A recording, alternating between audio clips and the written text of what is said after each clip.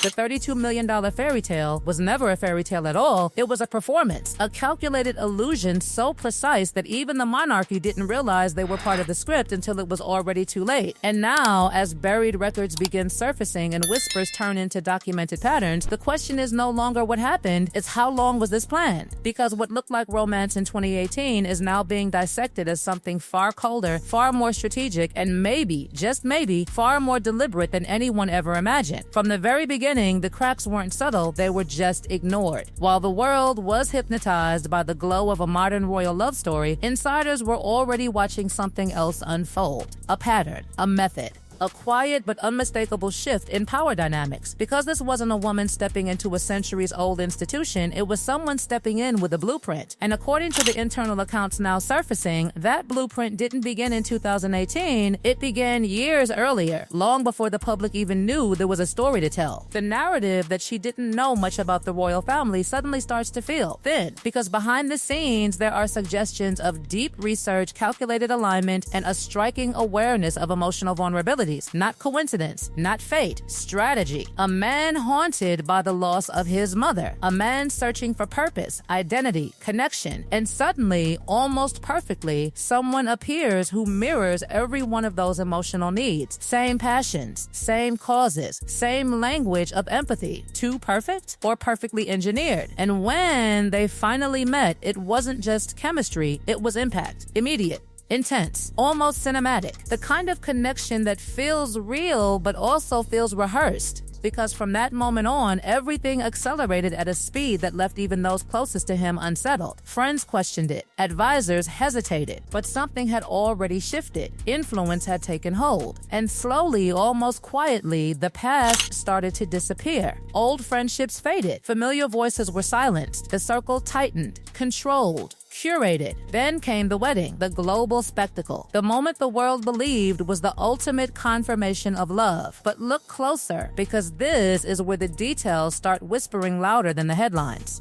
Every choice, every visual, every movement, deliberate. Even the arrival itself carried echoes of history that were impossible to ignore. Not just luxury, but symbolism. Not just tradition, but provocation. A message hidden in plain sight, understood only by those who knew exactly where to look. And inside that chapel, something else was happening. Behind the polished smiles and orchestrated elegance, tensions were rising. But requests that shocked staff. Demands that crossed invisible lines. A sacred space treated not as history, but as a set, something to be adjusted, controlled, perfected. And when resistance appeared, so did something else, a flash of temper, a moment that insiders would later describe not as pressure, but as dominance. Because this wasn't about details anymore, it was about control. Even the walk down the aisle, presented to the world as a powerful statement, takes on a different tone when viewed through another lens. Independence or spotlight, strength or staging. Because in that moment, the focus wasn't shared, it was singular, absolute. Every camera angle, every second, every movement aligned toward one thing: visibility.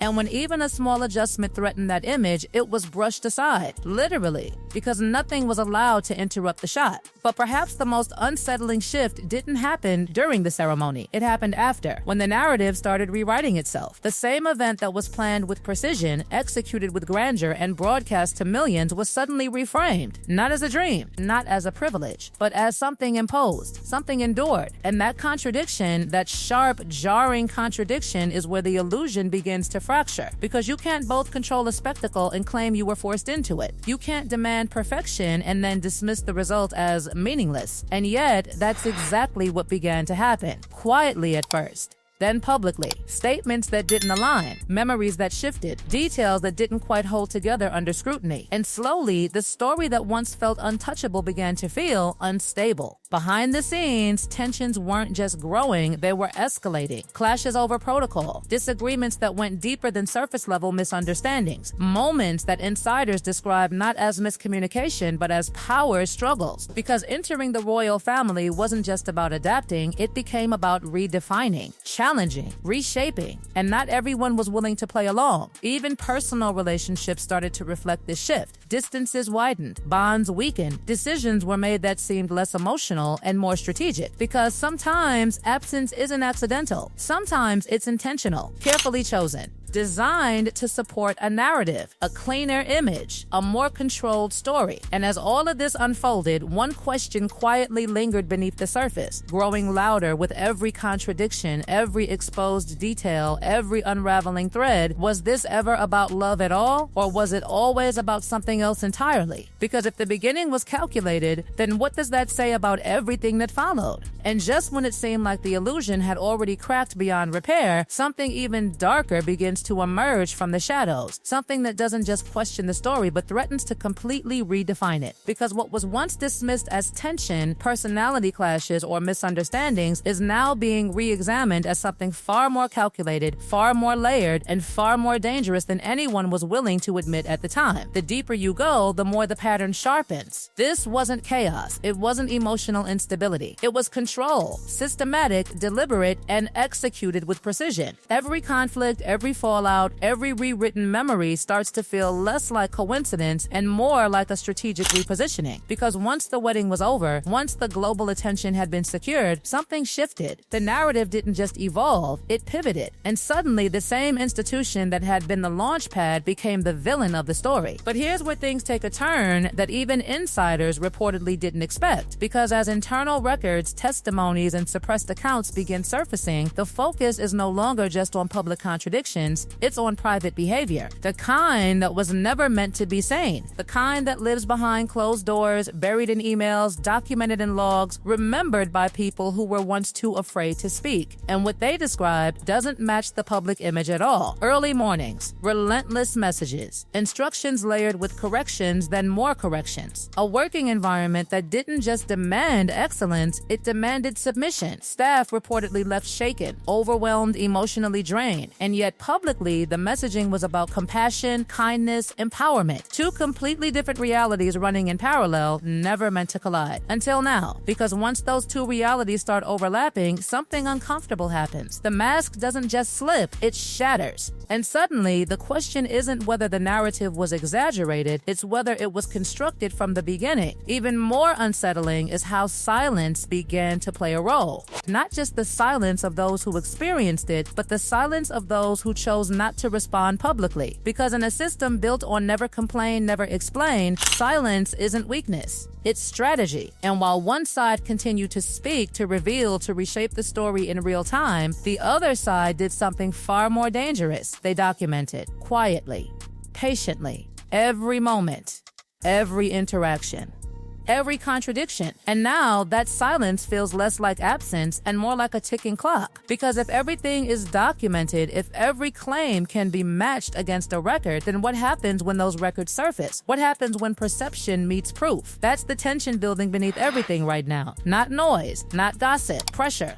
The kind that builds slowly, invisibly, until one moment changes everything. At the same time, another shift begins to unfold. This time, not inside the institution, but outside of it. Because influence doesn't just come from titles or history anymore. It comes from perception, from credibility, from trust. And once those start slipping, the impact spreads fast, quietly at first, then all at once. Opportunities begin to hesitate. Partnerships become cautious. Conversations change tone. Because in a world driven by image, even a small crack can turn into a collapse if it widens fast enough. And right now, that crack isn't closing, it's expanding. What makes this even more unsettling is the isolation that follows. Because influence thrives on connection, and when those connections start fading, when the same circles that once welcomed you begin stepping back, it doesn't happen loudly. It happens silently. Invitations stop coming. Support becomes distant. Presence turns into absence. And in that silence, something else begins to grow. Pressure, not just external, but internal. Because maintaining a narrative requires constant control, constant adjustment, constant defense. And the more it's challenged, the harder it becomes to hold together. At the center of all this is a question that keeps resurfacing, louder every time new details emerge. Was this ever sustainable? Because building something on perception is powerful, but fragile. And once the foundation starts shifting, everything above it becomes unstable.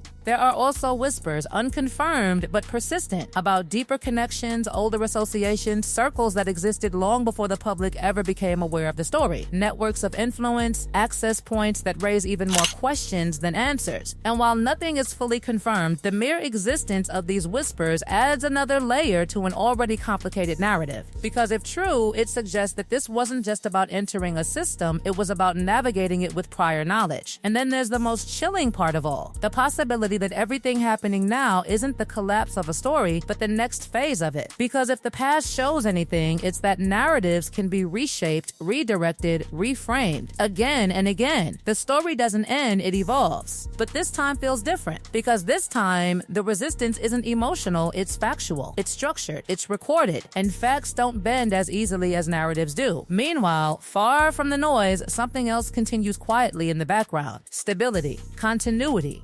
A system that doesn't react, doesn't engage, doesn't acknowledge the chaos directly, but continues forward as if nothing has changed. And that, more than anything, creates contrast. Because while one side is constantly explaining, defending, reacting, the other side is simply existing. And that contrast is powerful, because it shifts perception without saying a word. So now we're left at a point where nothing feels settled. Not the past, not the present, and definitely not the future. Because too many questions remain unanswered, too many contradictions remain unresolved, and too many details continue surfacing at just the right moments to keep the story alive. And maybe that's the most unsettling part of all. This doesn't feel like an ending. It feels like a pause, a quiet, heavy pause where everything is being watched, recorded, and held, waiting for the next move. Because if this story has proven anything, it's that what looks like silence is rarely empty.